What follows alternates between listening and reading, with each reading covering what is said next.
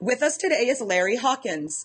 Larry is the Director of Technical Marketing and Integrated Solution and Systems at Richardson RFPD. We also have Elliot Nelson.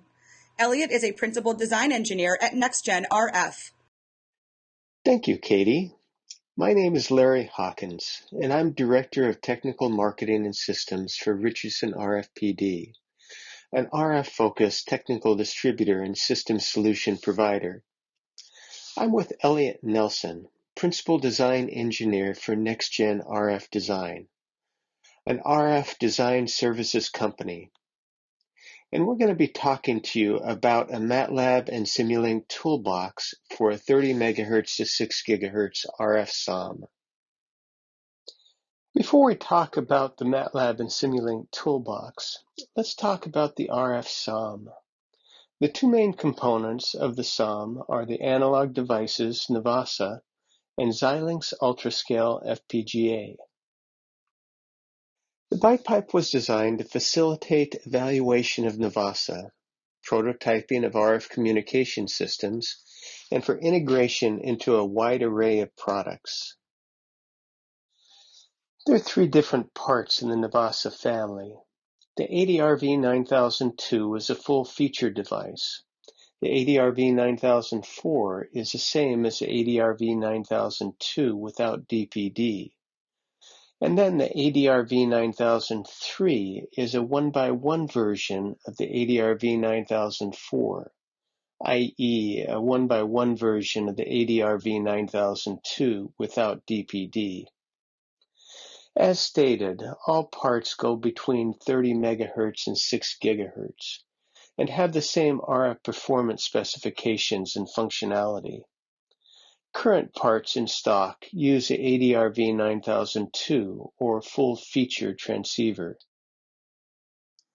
The ADRV9002 has two transmit channels, two receive channels, and two synthesizers that can be muxed to any combination of the transmit and receive channels, allowing it to be used for FDD or TDD applications.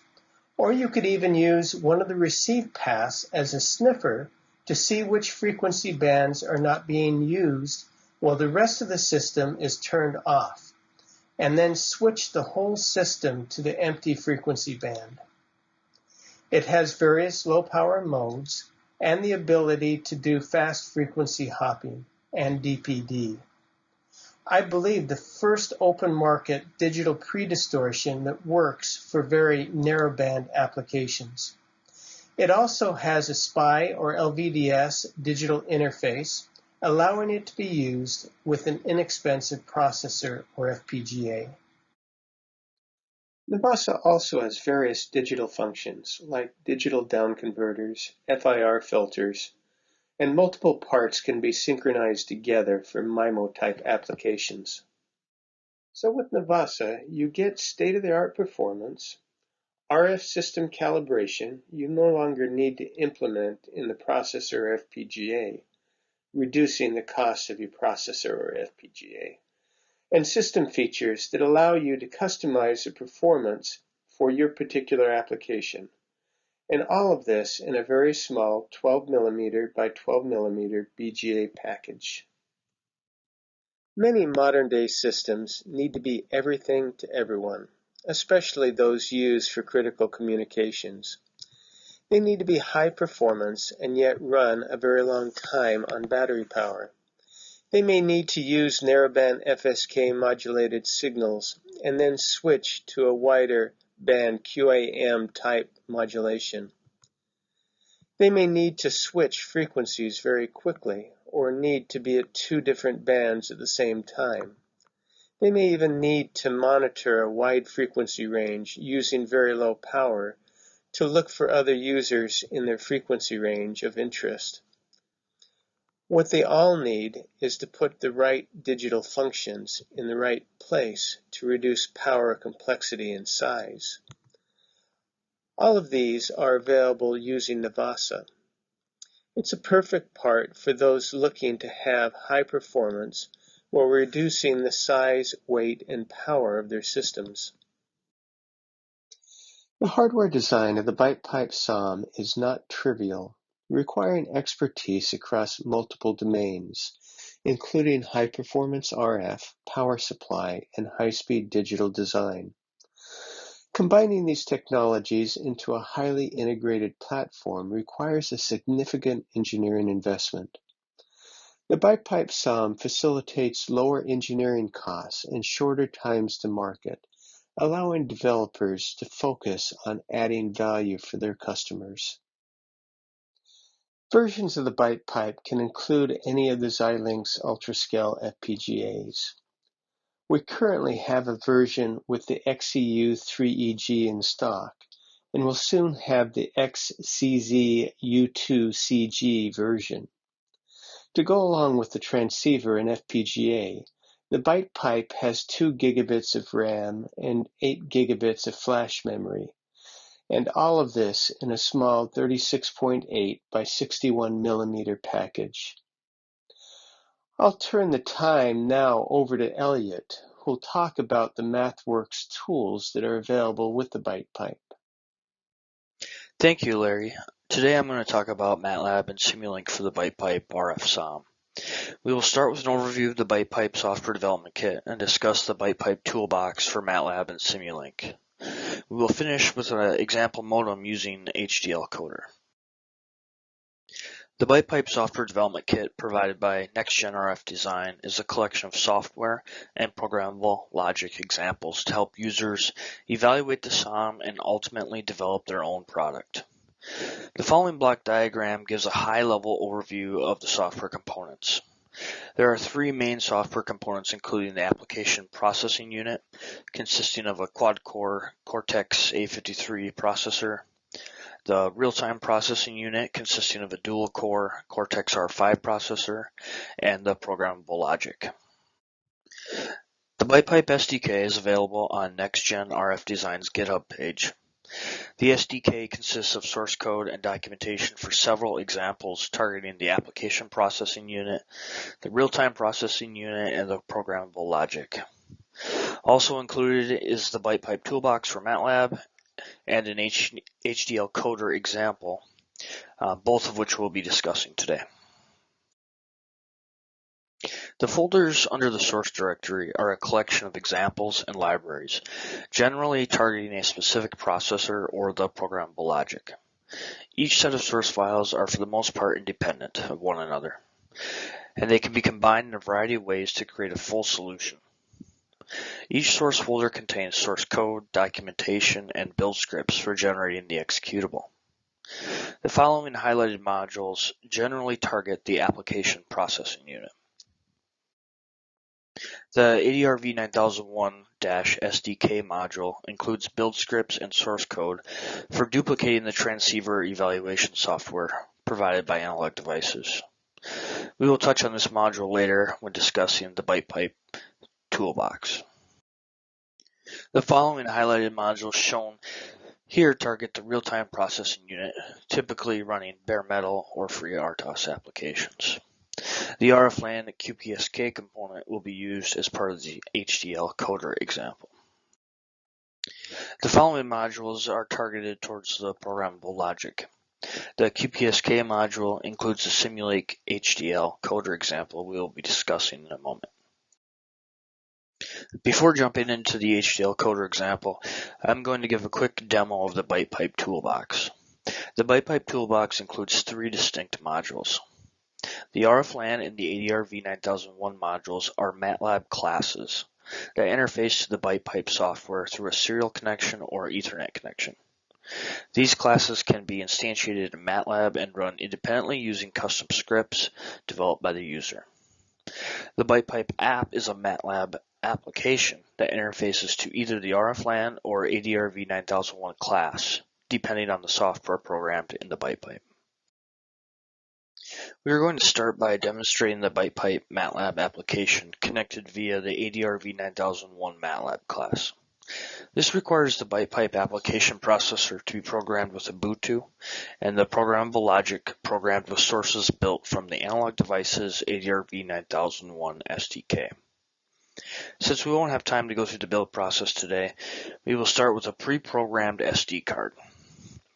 Okay, I'm going to switch over to sharing my screen now.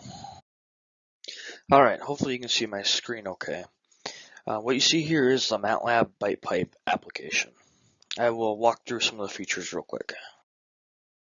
The connection type can be ADRV9001 server or RF LAN server. The selection depends on the software running on the BytePipe. The ADRV9001 server was developed by Analog Devices and comes with the ADRV9001 SDK. The server is a Linux application running on the BytePipe application processor. The server allows remote calls to the programmable logic for configuring and exercising the ADRV9001. The RF LAN server is more of a production type interface that interacts with the programmable logic and Cortex R5 real-time processor. The ADRV9001 server is optimized to expose every ADRV9001 API, but comes at the expense of complex programmable logic footprint. The RF LAN server offloads the programmable logic using the Cortex R5, but does not provide the same level of API access remotely. The MATLAB app supports both with slightly different features. For this demo, we are going to use the ADRV9001 server, and for the HDL coder example, we will use the RF LAN server. I am going to power on the BytePipe, and as you can see from the command line interface, it is booting.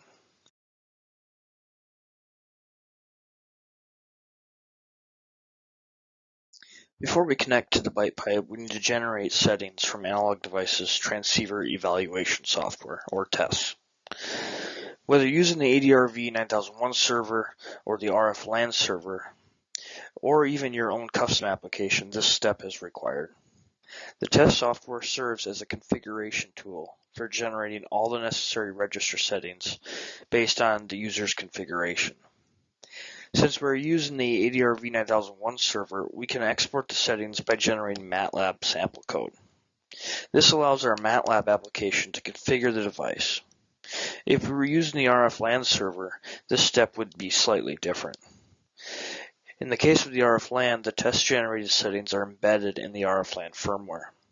The Cortex R5 running the RF LAN firmware is responsible for configuring the ADRV9001, and MATLAB simply interacts with the RF LAN API.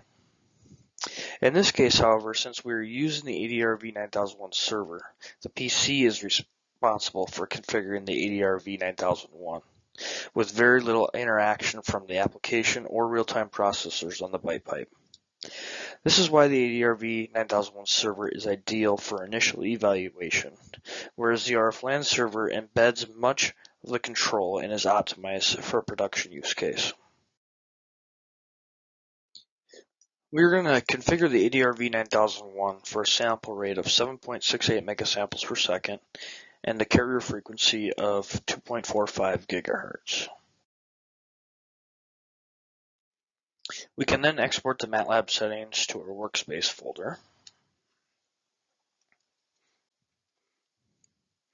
And here you see the MATLAB generated code from TESS.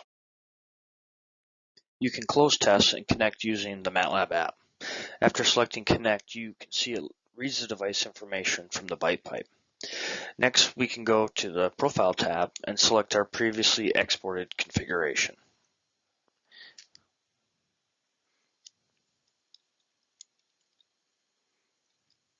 You can see it loaded the files, and now we can select Write Profile. This takes some time because the PC is driving the entire process and individual reading and writing of registers.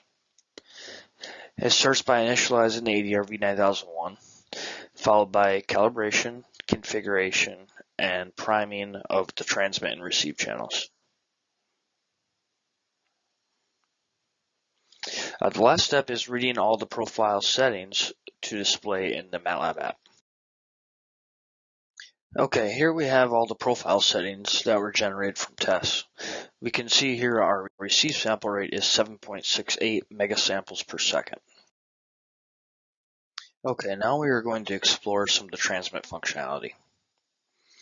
Before enabling the transmitter, we see the radio is primed and the carrier frequency and sample rates are correct.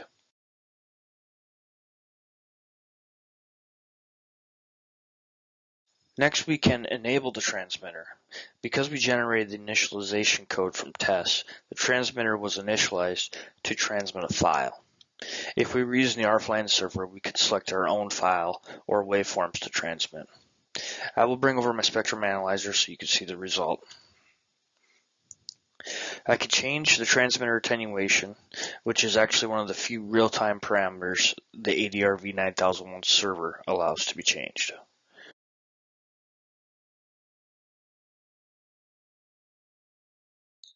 Okay, now we can go to the Receive tab. We see the receivers are primed and we can enable them. I have the BytePipe TX1 and RX1 ports connected through a combiner to a spectrum analyzer and a signal generator. If I turn on the signal generator, you can see the BytePipe receives the same signal as the spectrum analyzer.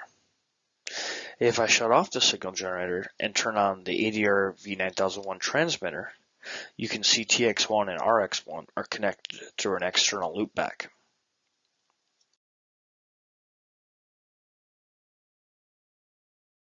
Okay, the last thing I want to show is the filter tab. Here I can read one of the 4 coefficient sets for either the receiver or the transmitter. If I want to change the filter response, I can use the wizard to create a set of coefficients and write them to the device.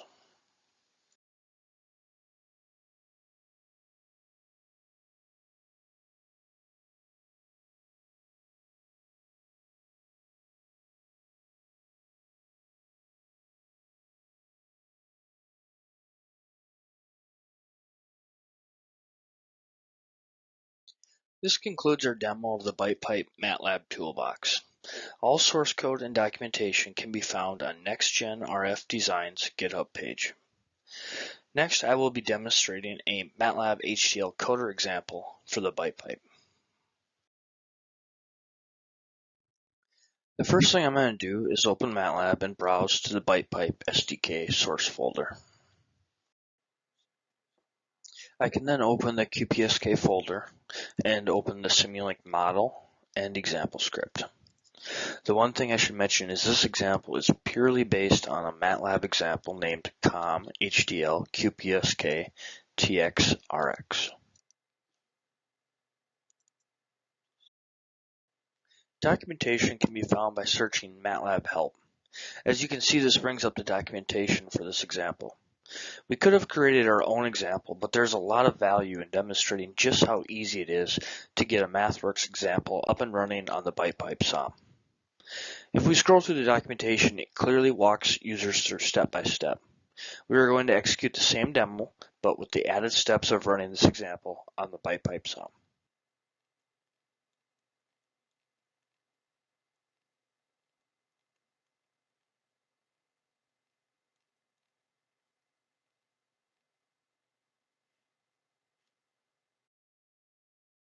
As you can see from the Simulink model, we have a transmit block, a channel model, and a receive block. If we look inside the transmit model, it is a fairly basic QPSK transmitter as we would expect. Input bits are packetized, scrambled, modulated, and filtered to produce IQ samples. The receiver blocks are slightly more complicated. Automatic gain control is followed by matched filtering, frequency and time synchronization, demodulation, and finally descrambling and packet decoding. The input signal is IQ samples and the output signal is data bits with start and end strobes marking the packet boundary. We can open the plot windows and run the simulation. The simulation sends 10 packets, each 2,240 bits in length. The plot in the lower right is the output from the correlator used for frame synchronization. We can see that the peak corresponding to each of the 10 packets. The default simulation applies a time offset, symbol frequency offset, carrier frequency offset, and carrier phase offset, along with white noise. These effects are clearly seen in the constellation plots before and after symbol and carrier synchronization. If we run the verification script, the simulation is repeated, indicating the number of packet errors and bit errors, which you can see is 0.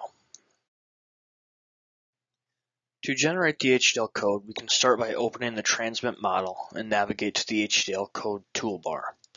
Here we will select code generation for the TX model and launch the workflow advisor. We need to set the synthesis tool and target device to match our BytePipe board.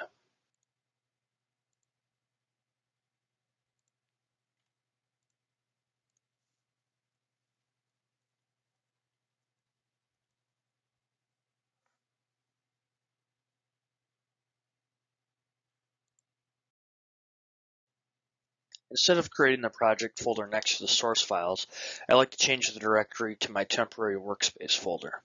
That way I can delete this in the future and not accidentally delete any of my source files. The next thing we want to do is run the HDL code advisor to check our model before generating the HDL.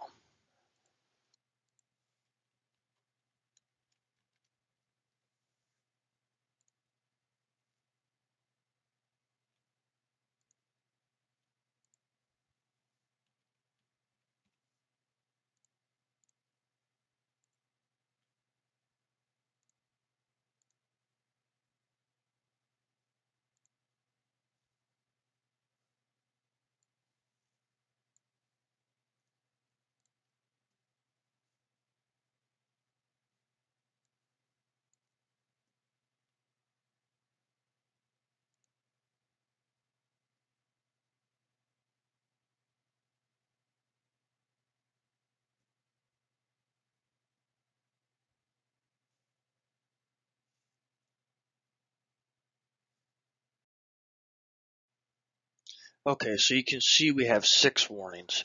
We can go through each of these warnings and even have the advisor fix any potential issues.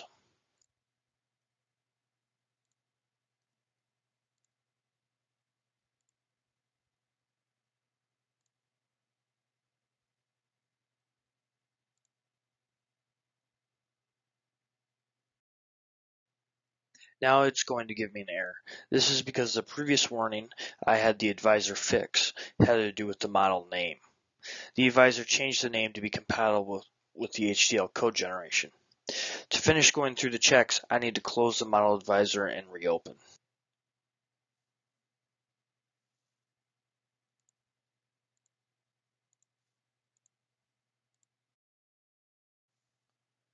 Okay, so we have 2 warnings yet. This one here is indicating I should change my reset to synchronous.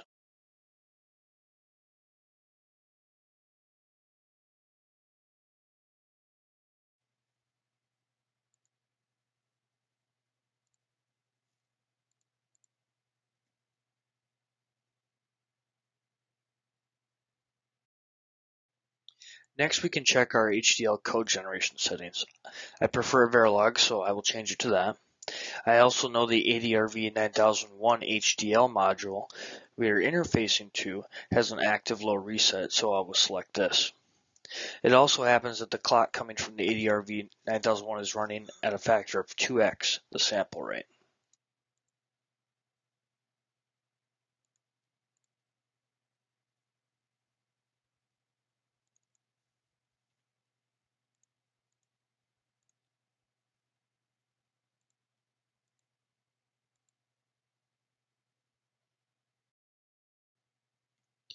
Now we can set our code generation settings to include the RTL and test bench.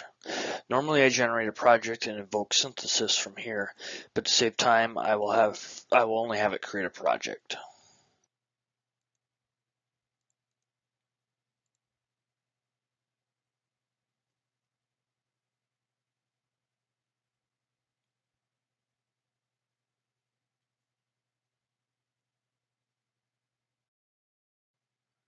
Okay, it has finished with no errors. Now we can open the Vivado project.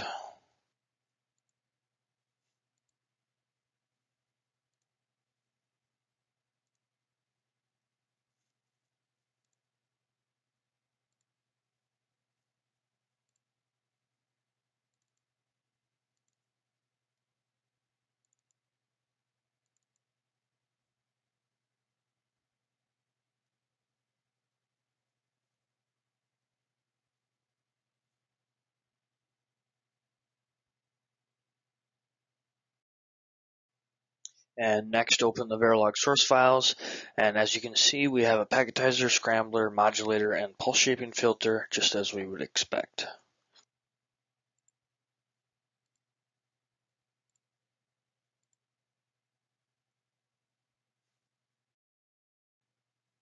We can now package this project as a custom IP. That way, when we go to build the HDL for the BytePipe, which includes ADRV 9001, we can instantiate this module as our transmitter.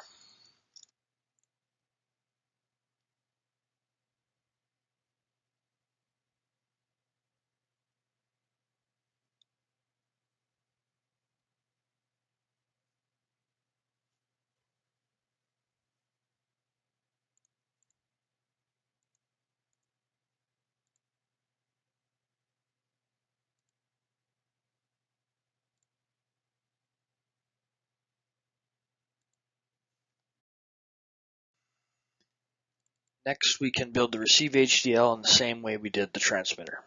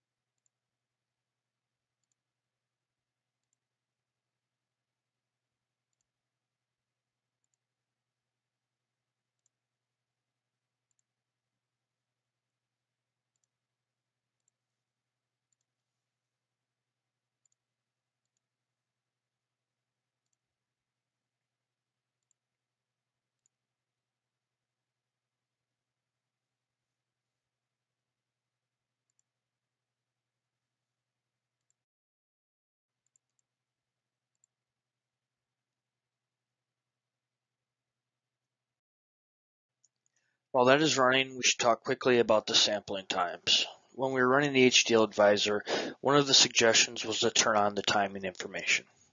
This is why the model changed colors. If we turn on the timing legend, we can see the different colors correspond to different sample rates. This model was originally set up for a sample rate of 7.68 megasamples per second with 4 samples per symbol. As you can see from the timing legend, red represents a sample time of 130 nanoseconds, or 7.68 megasamples per second. The HDL oversamples each symbol by 4 samples, resulting in a symbol rate of 1.92 megasamples per second, which is represented in blue. With 2 bits per symbol, the data rate equals 3.84 megabits per second, represented in green. If we look at our model, we can see that the bits going into the transmitter and coming out of the receiver are green, representing 3.84 megabits per second. The IQ samples coming out of the transmitter and going into the receiver are red, representing a sample rate of 7.68 megasamples per second. This is all relative to whatever clock we decide to hook up in the HDL. I know the ADRV 9001 module supplies me with a clock twice the sample rate, which is why I selected an oversampling of 2x. I also set my clock to 15.36 megahertz when generating the HDL to use for timing analysis. Okay, so the receive HDL has been generated, but I didn't run create project yet, so we'll do that now.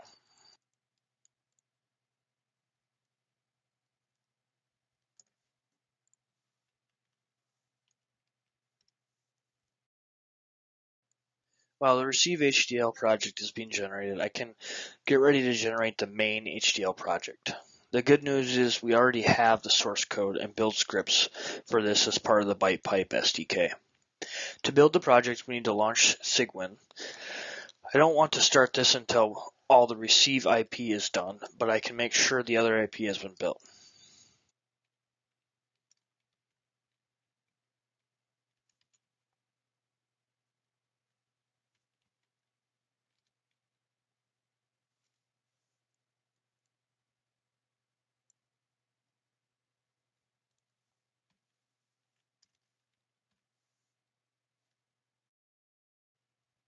It looks like the receive HDL project is finished. We can launch Vivado and package it like we did for the transmitter.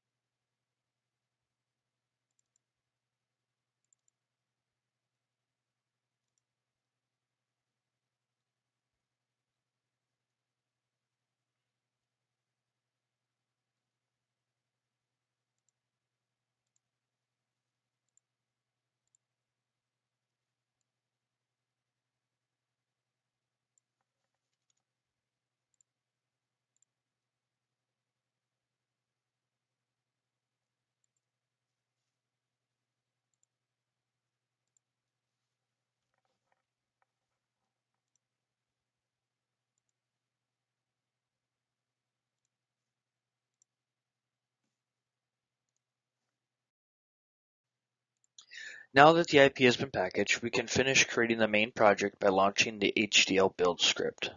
This will use the previously generated transmit and receive IP modules that we created. While it is building, I can open the project in Vivado to monitor its progress.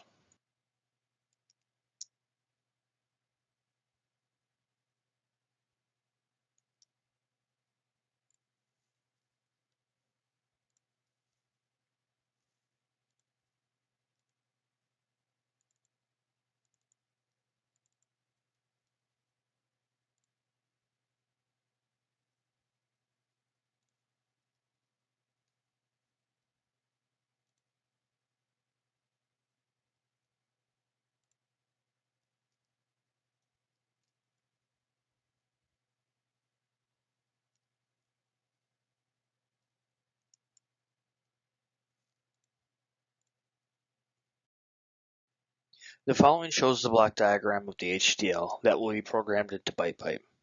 At this point, to save time, I'm going to kill this process and open a previously compiled project so we can review.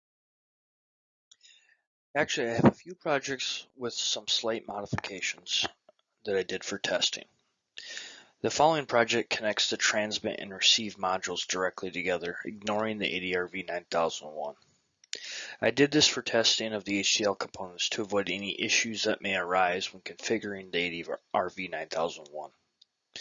You can see from the diagram the QPSK transmit input is connected to the DMA. The IQ output is connected directly to the IQ input of the receive module.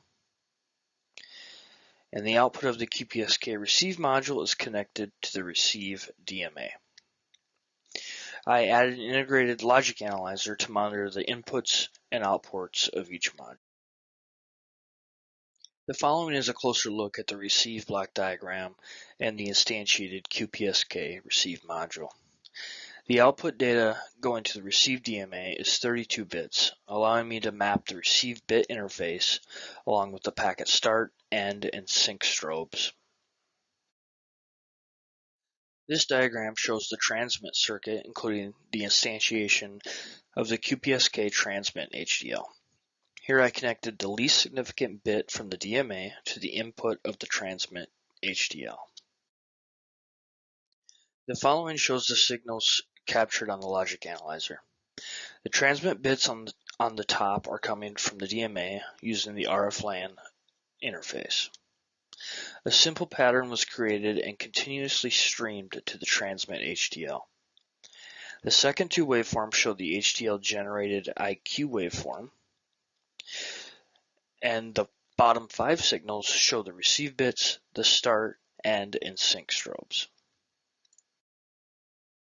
By triggering on the end strobe, we can see the receiver temporarily pausing to capture frame synchronization, followed by a start strobe and received data matching that of the transmitted data.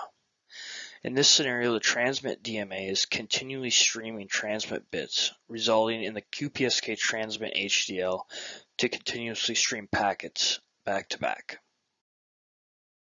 The following shows the Vivado project summary. The project without optimization consumes roughly 20% of the BytePipe programmable logic resources. The following shows the resource utilization for each module relative to the available resources on the BytePipe. The transmit module consumes the least amount of resources, while the receive module consumes roughly 6% of the logic resources and 25% of the DSP slices. These numbers can be greatly reduced by increasing the clock and oversampling factor. For example, increasing the clock to 154 MHz would decrease the DSP slice usage to below 2.5%.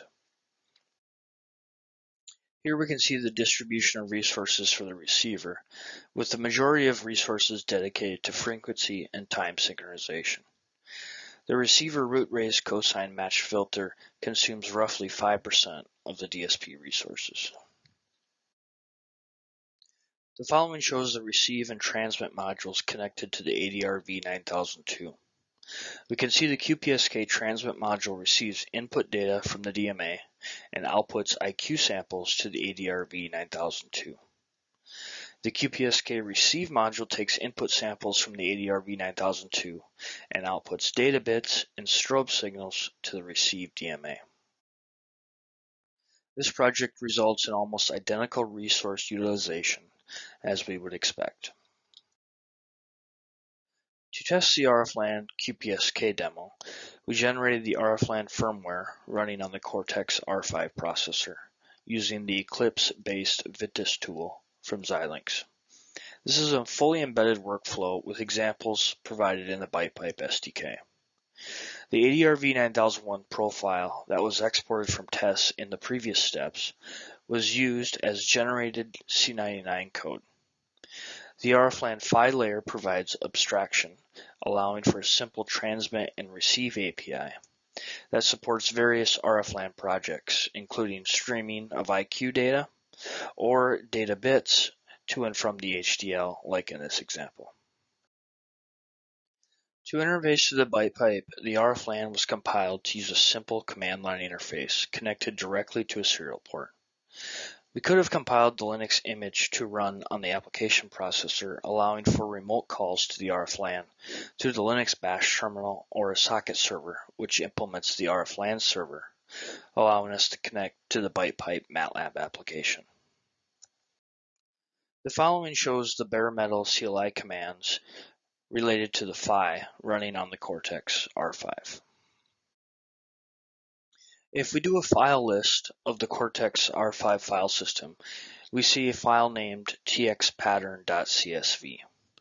This is the file containing the specific transmit bit pattern we used in our testing. Here we enabled continuous stream of the TX pattern, followed by reception of 40 bits. The least significant bit of the receive word, as mentioned before, is the data bits, with bit 1 being the start strobe, bit 2 the end strobe, and bit 3 the sync strobe. We can clearly see by looking at the least significant nibble, the pattern being received matches that of what is being transmitted. Here is a spectrum plot at the output of the BytePipe transmitter. It is roughly 2.5 MHz wide, as we would expect. Although this example implements a basic scrambling algorithm, the underlying transmit pattern results in some additional spurious that would likely be cleaned up with a more robust scrambling method or random data. This concludes our demonstration of the BytePipe MATLAB Toolbox and Simulink examples. For additional information, please see NextGen RF Design's GitHub page. And with that, I will turn it back to Larry for some final remarks. Thank you, Elliot. As a preview, we'll soon be releasing some RF front ends to go along with the BytePipe. These boards can be used in the place of the breakout board that allows you to evaluate the SoM. Richardson RFPD's RadioCarbon design accelerators consists of 3 designs, covering frequency ranges from 1.35 to 2.7 GHz and 4.4 to 5 GHz. They include a full RF front end, transmit and receive, that can be used in TDD or FDD modes. Output powers are 40 watts or 20 watts PSAT and 2 watts or 1 watt linear, assuming a 10 dB peak to average signal. The boards can be used with any transceiver that has DPD through SMA connectors, but was designed specifically to work with the BytePipe SoM and ADRV9002 eval board. We believe that customers working on military communications, SATCOM, troposcatter, non-line of sight backhaul, and 5G applications should be particularly interested in these boards, although they can be modified to work in other frequency bands. We expect to have stock of the 4.4 to 5 GHz version in before June. Katie, that's all we have for today. We'll let you open it up for questions now. All right, Larry and Elliot, thank you both so much for such a great presentation. So we are going to take some questions from our attendees at this time. So gentlemen, our first one, what MathWorks toolboxes are required to support the BytePipe toolboxes? Hey, Katie, this is Elliot. Good question. Let me type in version here in MATLAB. I have Simulink, obviously, Communications Toolbox, DSP System Toolbox, Embedded Coder, although that one's not used, Fixed Point Designer, HDL Coder, MATLAB Coder, Signal Processing Toolbox, and Simulink Coder. Most of those are not needed for the BytePipe Toolbox MATLAB application. For example, HDL Coder is not needed for that, but the signal processing and communications toolboxes are.